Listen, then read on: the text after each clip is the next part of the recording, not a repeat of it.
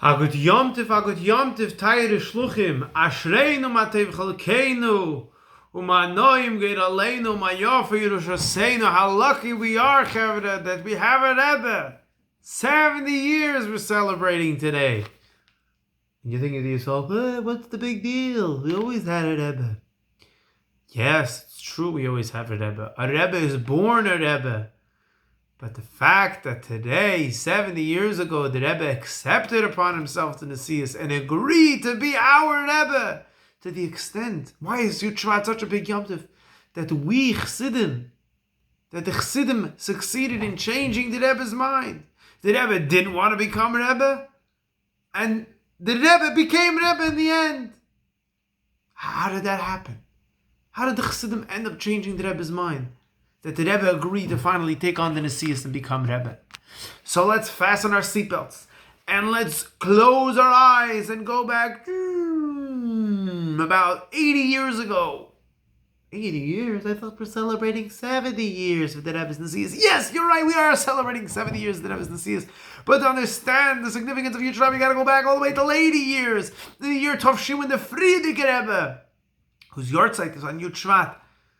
71 years ago, the Friedrich Rebbe arrived in the United States, to live in the United States in Adar of Tovshin, 1940.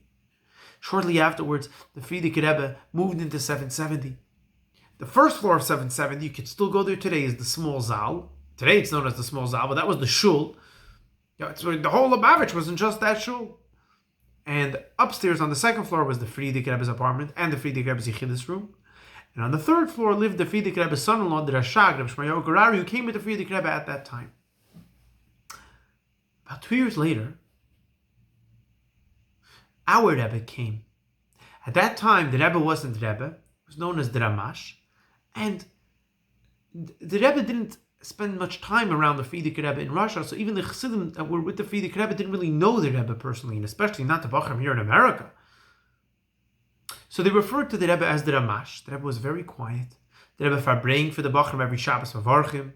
The Rebbe farbrang on occasion for the Bachram. But the Rebbe didn't give off the appearance of being a Rebbe. The Rebbe wore a short jacket, a gray suit, and a gray hat. The Rebbe had a job in the Brooklyn Navy Yard. Yes, the Rebbe did work for the Americas Linyani Chinuch and for Kahas and Achim Yisrael, the different organizations from the Friedrich Rebbe. But the Rebbe was a very, very quiet person, a very unassuming person. Only the people that were really, really close to the Rebbe knew what kind of tzaddik the Rebbe really is. Obviously, the Rebbe's a tzaddik, he's the Friedrich Rebbe's son-in-law. But the Rebbe, like you and I know the Rebbe today, as our Rebbe, people didn't know that. Or at least not so much. So, on the week leading up to Yud Shvat, Tovshin Yud Shvat, 1950, the Friedrich Rebbe said that he would be putting out a maimer in honor of the occasion of his mother and his grandmother on Yud Shvat and Yud Gimel Shvat. Yud Shvat that year was on Shabbos. And our Rebbe, at that time known as the Ramash, was in charge of putting together the maimer. And of course, till they found the maimer, this was originally a maimer that the Friedrich Rebbe said in Tafresh B'Gimel in 1923, which happened to be the first time our Rebbe came to the Friedrich Rebbe. At that time, it had a different Dibra Maschel. But either way, the Maimer arrives to 770 on Erev Shabbos Yud Shvat, and this is where the story begins. The Rebbe takes a copy of the Maimer, rushes up the steps, puts it down on the Friedrich Rebbe's desk, and the Bachram in Shul that night are in 770 learning the Maimer when they realize, hey, Shmadl, Mr. Kazan, you saw there's a mistake in the Maimer. What do you mean there's a mistake in the Maimer? What, you became such a masculine, you're already finding a mistake in the Maimer? You're not embarrassing yourself? No, I don't mean a mistake in the Maimer, I mean a mistake in the printing. What do you mean a mistake in the printing? Look, over here on the cover, where it says the Friedrich Rebbe's name, it says the Friedrich Rebbe's name in Shlita. Yeah, Shlita means Sheyiche Yom Tov Maruchim, that the Rebbe should live for many long days, good days. Yeah, that's right. But look over here in the Maimer, it's missing a yud for Yomim. Oh, we got to tell who's the printer, Rabbi Shusterman, Mistama. We got to fix it next time. But the Bachram didn't think anything of it. Nobody really thought anything of it, that it was missing a Yud for Yamin.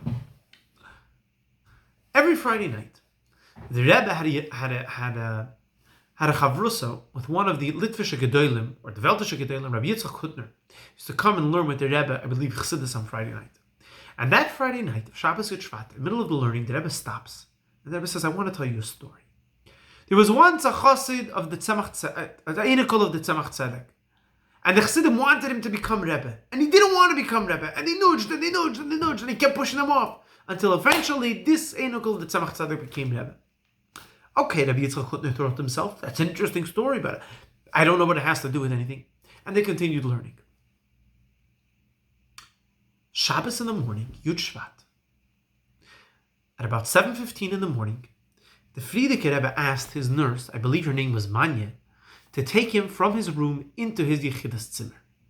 The Frierdiker Rebbe had a hard time walking. And so, she put the Frierdiker Rebbe in the wheelchair, brought the Frierdiker Rebbe to the room. Now, shluchim, I don't know how many of you have had the schus to be in the Frierdiker Rebbe's Yechidas room, but you'll know that the Frierdiker Rebbe's room had svarim all over. The story from Hey Tevis, they were taking svarim from the Frierdiker Rebbe. Frierdiker Rebbe's room had svarim all over. The Frierdiker Rebbe's life was the svarim. And the Frierdiker Rebbe is sitting over there, and he's looking around the room. He's looking, he's nodding his head, as if he's saying goodbye to the svarim. 15 minutes, half hour. Then the Frierdiker Rebbe says to the nurse, take me back to my room. The Frierdiker Rebbe comes back to his room, sits down on the bed, and at 10 minutes to 8, the Frierdiker Rebbe's neshama goes back, leaves his guf. Right away they call Dr. Zelikson, and they call 911, the fire department, and the ambulance. There was no Atzala in those days, and they come running up the steps with an oxygen mask, an oxygen tank, and they do whatever they can until, they said, no, the Frierdiker Rebbe Begashmi says not here anymore. And the Frierdiker Rebbe, the fire department comes downstairs, and the Bachram are standing around. They say, how's the Rebbe? How's the Rebbe? How's this guy supposed to know what a Rebbe is? And he says, well, lad, he's gone. Gone! Oy vey, Rachmana litzlan. The Bachram are crying. They don't know what to do. They're screaming, Rebbe, Rebbe, oy Rebbe, what's going to be? How can we be left here without a Rebbe? You have to understand. Shluchim, that this is just a few years after Yiddishkeit in Russia and in Europe and in Germany and in Poland was destroyed. These people that are finally made it to Crown Heights, or made it to anywhere at that point, Chassidim from all over the world, they dreamed their whole life, they finally survived the war just to be able to come see the Rebbe and set eyes upon the Holy Rebbe. These people, their families were exterminated by Stalin like cockroaches. And this is all they wanted. And some of them didn't even have the opportunity to make it because they're still stuck in England or in Eretz Yisrael or in France or anywhere else. What's going to be? The Rebbe comes to 7:70 in the morning, Shabbos morning, and says the mikveh will be open a whole day, and puts a bacher by the door, and the Rebbe tells the bacher, do not let anybody into 770 unless they go to the mikveh. And the Rebbe is pacing the hallways of 770 back and forth the whole Shabbos, going in and out of the Frierdiker Rebbe's apartment, Frierdiker Rebbe's room. And the Bachram are looking and they're just going out of their mind, and they're pulling their hair out probably, I don't know, I wasn't there. And the Bachram turn to the Mashpiyim, they say to B'Shmuel Vitten and others, what should we do? How do we continue? What do we do now? And the Mashpiyim say, I don't know. Go frag by the Ramash. Go ask the Rebbe, our Rebbe, Frierdiker Rebbe's son-in-law. And the Rebbe told the Bachram, you gotta calm down. It's Shabbos. Shabbos, you're not allowed to act like this. You still have to daven and you still have to have Suda Shabbos. But so Shabbos, they began to prepare for the Levaya, which happened on Sunday morning, and there's a video of the Frierdiker Rebbe's Levaya. And after Yud Shvat began a year of pulling and pushing. There's a lot to say of that happened that year, but we're just going to go through a few interesting points. The Chassidim needed a Rebbe. And over time, the Chassidim began to realize that the Ramash, the Rebbe's younger son-in-law, our Rebbe, is from the two son-in-laws the person that has to be the Rebbe. And they began asking the Rebbe to be Rebbe. And they began coming to the Rebbe with panim, and asking the Rebbe questions, and asking the Rebbe for brachas. And the Rebbe had one answer. The Frierdiker Rebbe is alive. The Frierdiker Rebbe is still the Rebbe. You don't see the Frierdiker Rebbe? You can't hear the Frierdiker Rebbe? He is our Rebbe. Go to the oil, bring your pan to the oil, ask the Frierdiker Rebbe for a bracha, and he will find a way to answer. And if you don't know the answer, the Frierdiker Rebbe, come to me. I'll tell you the answer. And the Rebbe would go to the oil and come back with answers for people. Just like we're talking right now. I'm having a conversation. The Rebbe would have a conversation with the Frierdiker Rebbe by the oil. Sometimes the Rebbe would go upstairs to Frierdiker Rebbe's apartment. The Rebbe said, don't give me a pan. Go to the Frierdiker Rebbe, give the Rebbe your pan, and if you don't hear the answer, come to me, I'll get you the answer. I'll be the one to bring the answer to you. But I am not a Rebbe. I don't want to become a Rebbe. Stop asking me to become a Rebbe. And the people were nudging. And every person, they tried coming up with different kunsts and how to convince the Rebbe to be Rebbe. You know, in Lubavitch, we don't shake a Rebbe's hand. So some people that were close to the Rebbe used to give the Rebbe Shalom Aleichem. They stopped doing that. The Rebbe would stick out his hand and say Shalom Aleichem. They would keep their hands up. No, I don't shake the hand of a Rebbe. Until it came to a point the Rebbe said, if you're going to keep nudging me, I am going to run away and you will not find me. So, luz up. I don't want to be a Rebbe. And when they would ask him why, he said, the Frierdiker Rebbe never told me to become a Rebbe. I'm going to be I have a Farbrengen once in a while, and by the Farbrengen, the Rebbe pushed one point. You have to connect yourself to the Frierdiker Rebbe. The Frierdiker Rebbe is the Rebbe. Everything the Frierdiker Rebbe told you to do, you have to continue doing. You have to continue doing everything the Frierdiker Rebbe said. The Frierdiker Rebbe is still the Rebbe. You may not see him, you may not hear him, but he is here just like before. The Frierdiker Rebbe is alive. In many different instances, the Rebbe brought this out. And people said, well, look, you're writing, you're checking over the sichos that you say by Farbrengen. The Rebbe said, if somebody would have done that before, I would have done that before. I'm still in charge of the meistes. I'm still in charge of the organizations that the Frierdiker Rebbe put me in charge of. That's not something new. The Frierdiker Rebbe gave me this job. Now, because the Rebbe kept saying that the Frierdiker Rebbe never told him, so by the time Lag Baimer came around, the Chassidim came up with an idea. They sat together and they said, Rabbi say, what's going to be? We have to have a Rebbe. And the Ramash, the Rebbe, says that the Frierdiker Rebbe never told him to be Rebbe. So this is what we're going to do. On Lag Baimer, we're going to go to Yom School, we're going to take a group of Chassidim, we're going to ride a pan, we're going to go to the oil, and we're going to tell the Frierdiker Rebbe to ask his son-in-law to become the Rebbe. And that's what they did. They got on a bus and they went to the oil and they davened and they asked the Frierdiker Rebbe, please tell the Rebbe to be Rebbe. And you know what happened? Did the Rebbe become a Rebbe the next day? No. But our Rebbe never ever used the taina again, used the excuse. The Frierdiker Rebbe didn't tell him. The Rebbe never said that again. There was a big chassid, Yerchmiel Jacobson. I think his name is Yerchmiel Jacobson. Came to the Rebbe and said, Rebbe, what's going to be? What's going to be?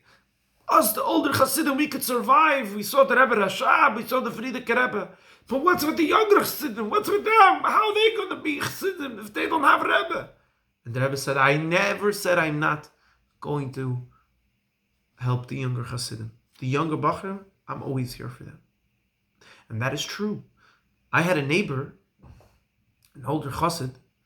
His name was Rebbe Moshe Kavalakir or Moshe Levertov, and when he came to the Rebbe and he came to Crown Heights as a Bacher during the year of Tavshin, I believe it was an early Tavshin Yud Aleph, and he walked into the Rebbe's room and the Rebbe came over to him and stuck out his hand, Shalom Aleichem, du bizda, Shalom Aleichem, you're here. And he kept his hand down and he says, Rebbe, I came for Yechidus. And the Rebbe took him in for Yechidus before the Rebbe became Rebbe.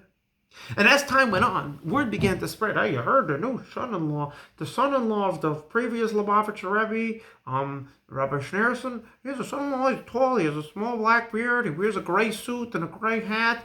Yeah, I know. During the Shiva of the Rebbe, he put on a kapata because of a Shabbos and a black hat. But after that, he went back to wearing his gray suit. But he's a very smart man. You know, we should go talk to him and ask him his advice. And these conversations were circling all over. And although the Rebbe didn't look like a Rebbe, the Rebbe didn't wear a kapata, the Rebbe wore a short jacket and a gray suit and a gray hat, people came to talk to the Rebbe. So the Rebbe would be sitting in his office and working on something for Americas or whatever, and there'd be a knock on the door, and the person would come in and sit down in the Rebbe's office, and he would talk to the Rebbe about whatever it was, and then he would leave. And as soon as he would leave, the Rebbe would start getting back to whatever he was doing, and there'd be another knock on the door. And somebody else would come in, and this happened day in and day out, person after person, until it came to a point the Rebbe couldn't get anything done. So then the Rebbe said, we're going to set up a system. In order for me to be able to talk to people and do what the Frierdiker Rebbe told me to do, I'm going to set aside times to talk to people 3 times a week at night, on Sundays, Tuesdays, and Thursdays. Then I'm free to talk. And that, my friends, was when the Rebbe started Yechidus. For many years, Yechidus was on Sunday nights, Tuesday nights, Thursday nights, until it changed later on. And that started before the Rebbe became Rebbe. So as the year went on, there were different signs that the Rebbe was becoming Rebbe. The Rebbe didn't officially accept it, but slowly, things began to change. There's, again, so much to say, but we're going to try to get to as much as we can with the remaining time that we have left. On Simchas Torah of Tavshin Yud Aleph, the Rebbe made an announcement that every single chassid, in preparation for Yud Shvat, should find a minyan, 10 people, that they affected in machshava, dibra, ma'isa, and thought, speech, and action, that they bettered them and made them closer to Hashem. Every person, and the Rebbe says, I want the names. By Yud Shvat, I want to know everybody that did this. And the Rebbe is told to have his own minyan, also had his own minyan.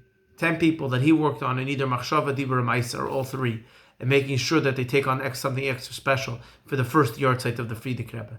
During this time, Lubavitch officially doesn't have a Rebbe. On Yutas Kislev of that year, the Rebbe sent out, I believe it was the only time, a letter to all the Rebbeles in the whole world, telling them how to observe Yutas Kislev, and they should keep Yutas Kislev. So, the Belzer Rebbe is sitting in Eretz Yisrael, Rebbe Adela Belzer, he was a Yidat Tzaddik, and he couldn't see, he was blind. So his shamus comes into the room with a letter from 770 from Crown Heights, and he says, hey, Rebbe, give a kick. A naye jinge Rebbe from America, da geschrieben a brief. Rebbe, take a look. A new young Rebbe from America is writing you, the old Belzer Rebbe, a letter, and how you should keep you this kislev. And the Belzer Rebbe says, don't laugh. It's not funny. Take back what you said. Du spielst dich mit fire. You're playing. Don't talk about Lubavitch Rebbe that way. It's from the Greste Rebbes. And again, this is before the Rebbe officially became Rebbe. On Chaf Dalet Tevis, the Chassidim put an ad in the newspaper. There was no internet then, so if you wanted to make something public, you'd put an ad in the newspaper. And they put an advertisement saying that on Chaf Dalet Tevis there's going to be a Farbrengen, and Lubavitch is going to be accepting the Rebbe as Rebbe. And the Rebbe called in Rabbi Chadakov and said, you better put in a rebuttal in the paper and say, this is not true. This is not true. I never said that I'm becoming Rebbe. Rabbi Chadakov goes over to the Chassidim and says, you got 2 hours. Convince the Rebbe that this is the case, or I'm putting in a rebuttal, like the Rebbe said. And they went into the Rebbe and they cried and they screamed and they begged. And the Rebbe said, it's not happening. I never said I want to become Rebbe. Do you know what it means to become Rebbe? Me, the Rebbe says, Mem Schneerson saying the Rebbe's name, I should become, you know what kind of responsibility it is? When the Chassidim came in with a Ksavis Kashrus, when they wrote that they're becoming the Rebbe's Chassidus, the Rebbe broke down in tears about it. This was the last thing on the Rebbe's mind to become Rebbe. And the Chassidim are crying and they're screaming, and finally they came up with a plan. They said, Rebbe, we didn't write that you're going to become the Rebbe. We wrote that us Chassidim are accepting you as the Rebbe. You have no control over that. We can decide. We want to accept you as a Rebbe. What you do is a different story. And the advertisement stayed. Which leads us finally to the day of Yud Shvat, Yud Aleph Shvat, 70 years ago. In the morning there were buses that went to the Oyel. The Rebbe davened for the Amid and the Rebbe said Kaddish. And there was an advertisement in the newspaper saying that on that day Lubavitch would officially accept the Rebbe as Rebbe. But they didn't know what was going to be. They didn't know if the Rebbe would actually do it. And a lot of people came to Karl Heinz to the Farbrengen to see how the Rebbe would react, to see what would happen, how Lubavitch accepts a new Rebbe. My friends, close your eyes and try to picture the scene. It's 8:30, and the small Zal upstairs in 770 is packed. How packed? A few hundred people. It's the whole Lubavitch and Crown Heights and a few other Yidden. There weren't a lot of people here, but it's a small room. And 8:30 turns to 8:45, turns to 9 o'clock, and the Rebbe still is not there. People began to look at each other. What's going on? Why is the Rebbe not by the Farbrengen for the yahrzeit of the Frierdiker Rebbe? This is the night after Yud Shvat, the night going into Yud Aleph Shvat. 9:15, 9:20, the Rebbe walks into the Farbrengen. The Rebbe is always on time to everything. You can set your clock on the Rebbe's schedule. The Rebbe is never late. Where was the Rebbe? The Rebbe was by his mother, Rebbe Tzimchana, on President Street. And what do you think they were talking about? I promise you they weren't talking about the weather. The Rebbe and the Rebbe Tzimchana, I assume, knew what was going to happen that night. And the Rebbe Tzimchana had a Messiah in her family that the Rebbe would become Rebbe, because the Frierdiker Rebbe told her that the Rebbe would become Rebbe before the Rebbe's Chasana, which is a story for a different time. You could only imagine the conversation that the Rebbe was having with his mother, Rebbe Tzimchana, in the moments leading up to the Rebbe accepting the Nesius of Lubavitch. And the Rebbe comes into the Farbrengen. The Rebbe comes to 770. And people didn't see the Rebbe came. The Rebbe standing in the entrance of the room is packed. And before somebody could blink to make room for the Rebbe jumped on the chair to the table, and in a minute the Rebbe was by his place. And the Rebbe spoke by the Farbrengen that a person has to make a statement. When you take a new job, you have to make a statement. Oh, the Rebbe's taking the Nesius. What's the statement? And the Rebbe said a statement about Avas Hashem, Avas Yisrael, Navas HaTorah. And they sang a few Nigunim. And then there was an Alter Chassid, Rebbe Sender Nemtsov, jumps up on the table, and he says, Rebbe! The Nigunim are nice, the Sichos are good, but we want to hear Chassidus. An entire year went by, the Rebbe was Farbrengen, but the Rebbe never said a Chassidus, he never said a Maimer. The Rebbe tells him to go down off the table. And on the table, the Rebbe had next to him a copy of the Kuntres Basi Lagani, which the Rebbe, Frierdiker Rebbe gave out the year before. And so the Rebbe opens the Kuntres and looks inside and begins to read. The Rebbe says, in the Maimer that the Frierdiker Rebbe gave out, to Yom Yistalkus of Yud Shvat, it starts off Basi Lagani. And if you listen to the tape, here the Rebbe is quiet for a second. And then the Rebbe begins to say, Basi Lagani Achesi Kalo. And then there's another pause. And if you listen closely, you can hear a hush come over the crowd. You hear the cheers moving around, people getting up. And the Rebbe continues to say the Maimer. And people get up. You hear the excitement building in the room. You can hear it on the tape 70 years later. And the Maimer is broken up to different parts. And the Rebbe is saying the Gunim in between. And we all know what the Maimer Baslagani talks about. But the Rebbe is saying that we have to, it's our job as Deir Shvi to bring the Shechina down here to this world and bring Mashiach. And after the Rebbe finished the Maimer, the Chassid Sender Nemtsov gets back up on the table and he says, a bracha Chasidim, we have to thank the Eibishter that we have a Rebbe. And he says with all his might, with Hashem's name, Baruch Atah Hashem Elokeinu Melech Haolam, Shechiyanu v'kiyamanu v'giyanu lazman hazeh. And the entire crowd screams out the resounding Amen. And the Rebbe tells him, okay, I can get off the table. And then the Rebbe says, each the her d'chayin yidin. Chassidim, listen up. You got what you wanted. You got it, Rebbe. Don't think you could go to sleep now. It's going to be an easy ride. Oh, no. The Rebbe says you have to do the shlichus. You have to be mahapich, the shtus t'lumas, the shtus t'kedusha. You have to make this world a dwelling place for Hashem. Don't rely on me to do it. You can't say the Rebbe is going to take care of it. I'm not going to take care of it for you. You have to do the work. You have to do the shlichus. I'll help you. I'll guide you. I'll give them brachas. I'll be a resource for everything that you need. But you have to do the work. You have to build a mishkan for the Eibishter. You have to make a dir b'tachtenim. The Farbrengen ended at about 12:30. And Chassidim, young and old, great-grandparents with long white beards, were dancing on the tables, making kulis in the hallways and in the snow, if it was snowing then outside in Shvat and Crown Heights, it probably was. They were so excited and so happy. Baruch Hashem, after a year of in limbo, Baruch Hashem, we have a Rebbe. And they sat a whole night and they chazed a Maimer Basi Lagani a whole Wednesday night into Thursday night. And Thursday morning, the Rebbe comes into 770. And the Rebbe just had a Farbrengen the night before. He's going to change the world. And another person lived in the neighborhood, doesn't know who the Rebbe was. Doesn't know that the Rebbe became Rebbe.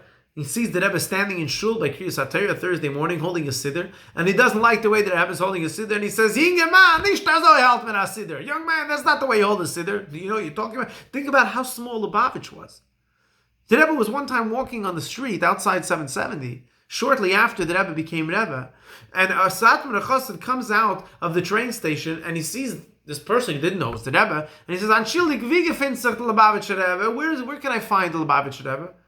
And our Rebbe turns to him and says, "Lubavitcher Rebbe, what do you need from him? Er is modern, gegangen in college. The Rebbe is a modern Rebbe, he went to college."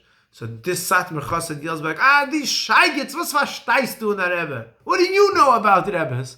Only later did he find out that this was the Lubavitcher Rebbe. Just to picture how small Lubavitch was at that time. And such a tall order the Rebbe issued us to go to every corner, to a place that they don't even know. Forget about a place that they know that they don't know Yiddishkeit and you're going to go teach them.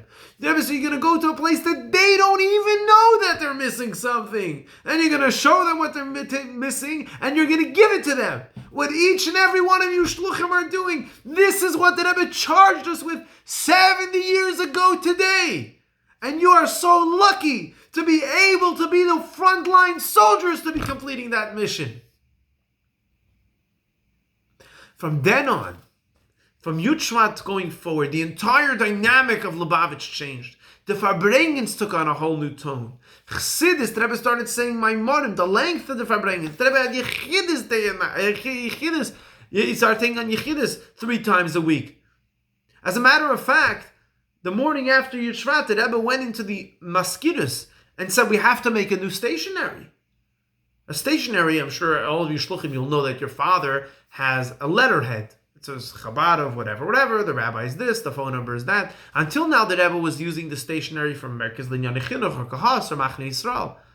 As a Rebbe needs his own stationery. There's a sign that the Rebbe was officially taking on the Nesias. Chevra, that's the story of Yud Shvat in very, very, very short. We could really sit for hours on all the details, the intricacies of the story. But the point that we should take out of it is, what are we celebrating today? That Chassidim were able to change the Rebbe's mind. Chassid to change the Rebbe's mind? What does that mean? The Rebbe didn't want to become Rebbe, and yet the Rebbe became Rebbe. And we also have to understand the great responsibility and schus and achrayus that we were charged with. To be mamshich the Shechina, to bring the Shechina down from Rekia to Aretz, to make this world a dwelling place for Hashem. And you shluchim are on the front lines doing it. And we're almost finished. The time is very near that we're going to Farbrengen again with the Rebbe, and with the Frierdiker Rebbe, and all the Rabbeim, and Moshe Rabbeinu, and Anna Kohen, with the coming of Mashiach, and the Hiskalus of the Rebbe, may it be speedily, right now, even before we finish this Yud Shvat Farbrengen. So l'chaim, Rabbi Sai, how lucky we are that we have such a Rebbe, and how lucky we are that we get to be Chassidim of the Rebbe. A good Yom Tov, a good Yom Tov.